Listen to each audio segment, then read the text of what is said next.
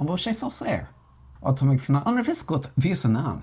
Ní dom cogad ach do séar dom féin, ní an maba é. Bhuailach le daine agus bíisi go léir scualta. Tar éis sin, thusc mé gníomh éascaireachta fórsan melúnta dá réir. An sin bhualas le Jenny, bhí si mar Black Panther ag an am sin. Nar ceapas go raibh bhcanta dá réire tragód go a hálaide.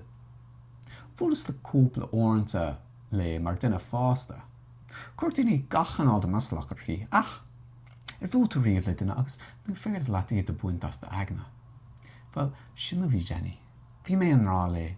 Ba cumlam gur ceap gach éine gur wacko hí.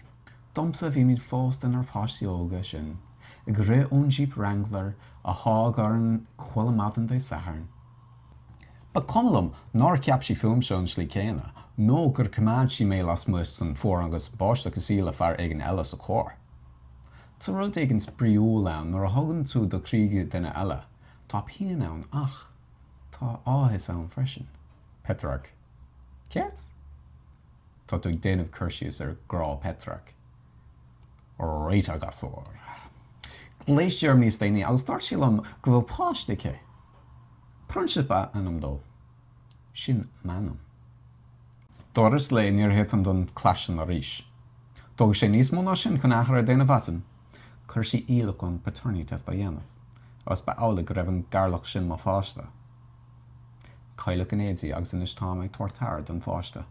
Thuirlíonn sé do chlách. Well, caithfidh mé amacht, san go fóil. Nach sin an flotta fear scop.